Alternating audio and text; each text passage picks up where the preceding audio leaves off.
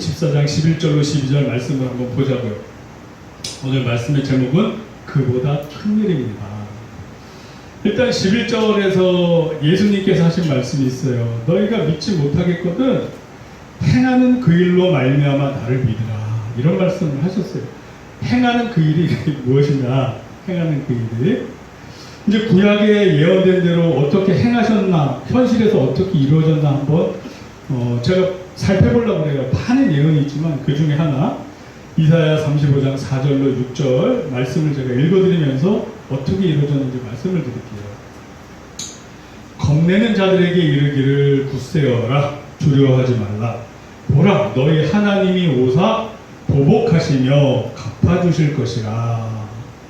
그러니까 이제 공의의 하나님이 오신다는 거예요. 하나님이 오사 너희를 구하시리라 하라. 하나님이 오셔서 우리를 구하시겠대요. 누가 오셨어요? 예수 그리스도가 2000년 전에 오셨어요. 그분이 오는 즉시에 모든 사랑과 공의가 이루어졌어요. 왜? 그분을 믿으면 천국이요, 믿지 않으면 지옥이 되니까. 5절, 그때 맹인이 눈이 밝을 것이요. 이건 요한복음 9장 6절 7절에 이루어졌죠. 여러 군데 많이 이루어졌지만 대표적으로 한 구절씩만 제가 읽어드릴게요. 못 듣는 사람의 귀가 열릴 것이며, 이거는 마가복음 7장 33절로 35절에서 이루어졌어요.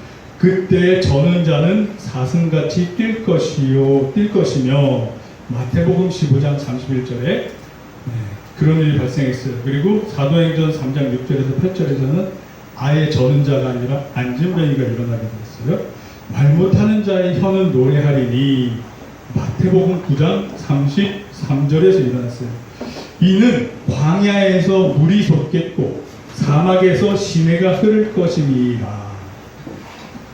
이게 일어났어요. 광야에서 물이 솟았고 사막에서 시내가 흘렀어요. 이거는 영적인 말씀으로 우리가 해석할 수 있어요. 왜? 예수님께서 우리에게 너희 배에서 생수의 강이 흘러넘치리라 말씀하셨어요. 우리가 가뭄으로 타들어가는 건조하고 마른 땅이었지만, 우리 이러한 건조하고 마른 죽은 땅에서 생수의 강이 흘러나오면 이사야서 이 예언처럼 광야에서 물이 솟겠고 사막에서 시내가 흐를 것이니라는 예언이 성취가 된 거예요. 이렇게 성취가 이루어졌어요. 11절에서 그러면 내가 행한 일을 보고 믿으라 그랬어요. 그럼 요한복음 자체 내에서는 예수님이 그동안 무슨 일을 행했는지 한번 살펴볼게요. 첫째, 가나의 혼례에서 이적을 베푸셨어요. 물이 포도주가 되는 이적.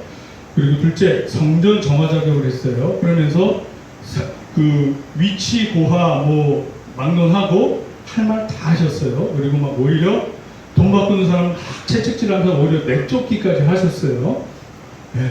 권력 앞에서 이렇게 고개 숙이고 막 이런 스타일이 아니셨어요. 예수님은. 왜? 하나님이시니까.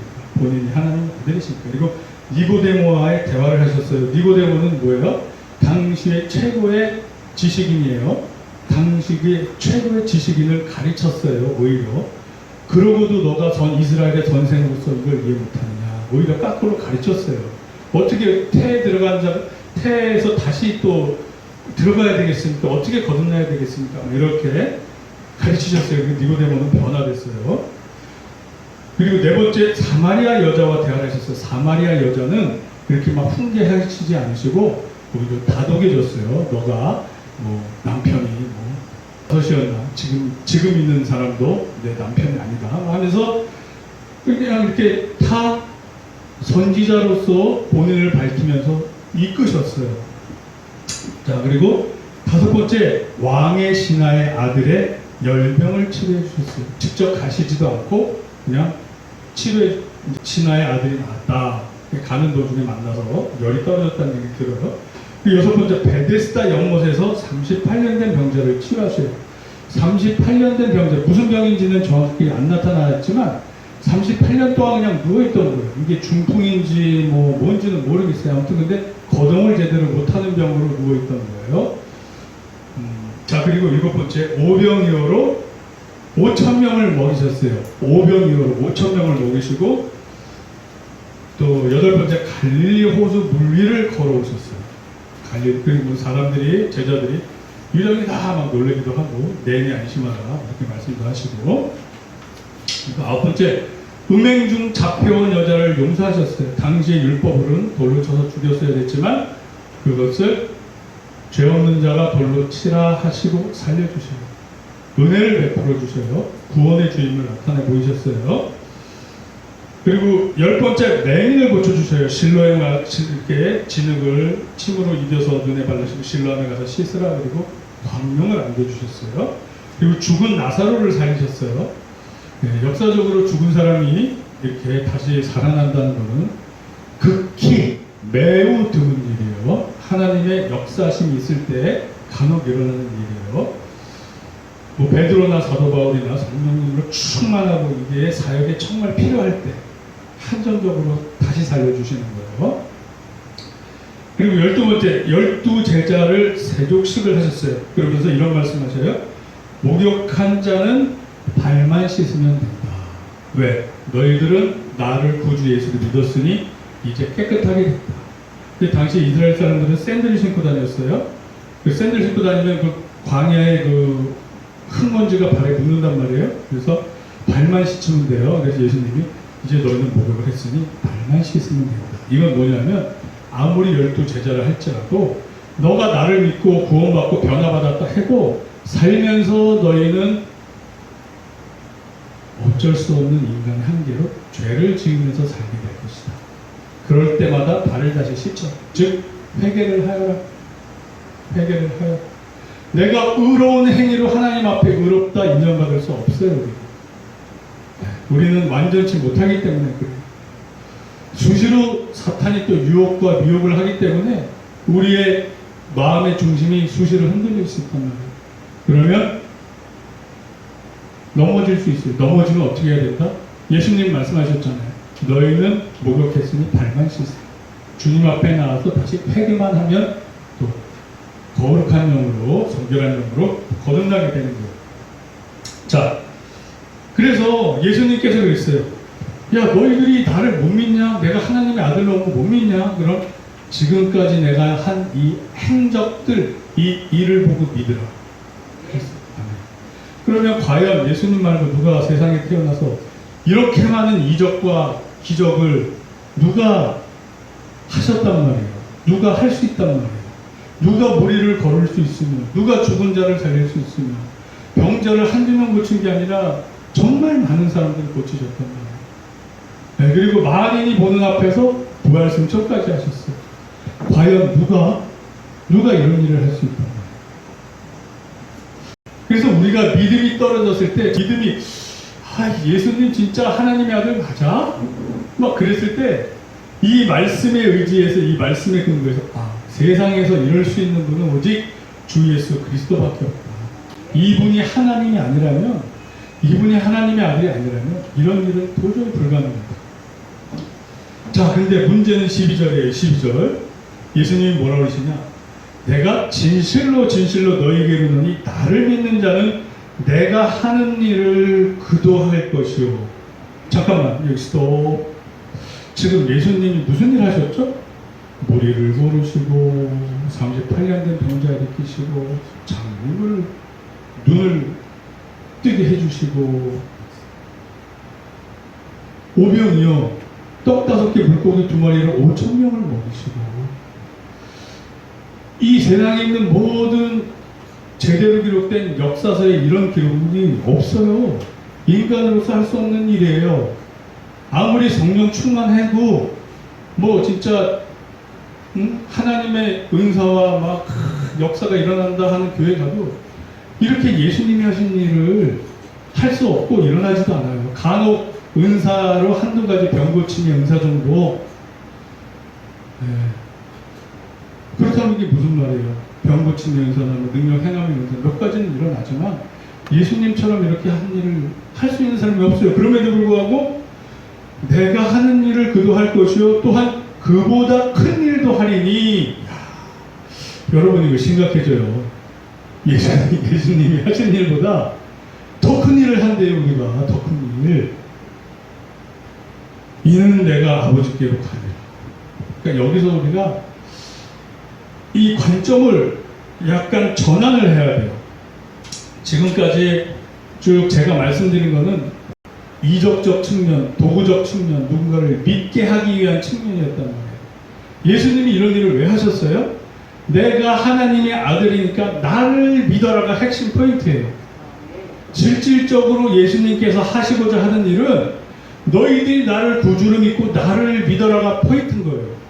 다른 말로 뭐? 기적 행함이 목적이 아니라 복음 전파가 목적이셨단 말이에요. 그래서 이런 말씀이 있어요. 누가복음 4장 43에서 44절 보면 예수께서 이르시되 내가 다른 동네에서도 하나님 나라의 복음을 전하하여 하리니 나는 이 일을 위해 보내심을 받았노라. 아멘. 하시고 갈릴리 여러 회당에서 전도하시더라. 즉 이 수많은 기적은 뭐? 목적이 있어요. 뭐? 하나님의 아들이 예수 그리스도고 예수 그리스도를 믿을 때 구원이 있다는 것을 증명해 보이시기 위한 도구였던 거예요. 이 앞에서는 그런 위적으로 우리가 이 말씀을 11절을 해석하지만 12절에 들어가서는 싹 도구와 목적이 전환이 돼요. 예수님이 행하셨던 그런 이적이 포인트가 아니라 예수님이 행하셨던 전도가 포인트가 됩니다. 자, 우리 역사적으로 볼게요. 예수님의 제자가 몇 명이었어요? 12명. 또 예수님이 추려서 전도를 보내게 몇 명이었어요? 70명. 그리고 또 나중에 이렇게 성도들 모였을 때가 있는데 120명. 그리고 그거는 이제 예수님 부활승천하시고 이렇게 막 모였을 때, 제자들 모였을 때가 120명이요. 근데 성경에서 제일 많이 언급된 숫자는 고린도전서 15장 6절에 이런 말씀이 있어요. 그 후에 500여 형제에게 일시에 보이셨나니 그 중에 지금까지 대다수는 살아있고 어떤 사람은 잠들었으며, 그리고 그 후에 야고보도 보고 그 후에 사도들 맨 나중에 만삭되지 못한 다 같은 사람도 봤다 이렇게 나와요. 그러니까 예수님이 활동하셨을 때 전도하고 제자 삼은 사람을 맥시멈을 모으면 몇 명이야? 500명이요. 500명. 지금 대한민국 교회에서 500명 이상 되는 교회가 얼마나 많아요? 얼마나 많아요? 얼마나 많아요? D.L. 무디는 한평생 2억 명에게 복음을 전파했다고 해요. D.L. 무디가. 자, D.L. 무디 말고 또 우리나라의 대표적인 또 우리 큰 교회 이루신 분 있잖아요. 조용재 목사님. 이 최대 이 여의도 순복음교회 성도가 몇 명이었어요? 70만? 지금은 이제 많이 줄었겠죠? 그럼 예수님이 아무리 맥시멈 잡아도 500명 제자와 했는데 조용재 목사님은 70만! 우와.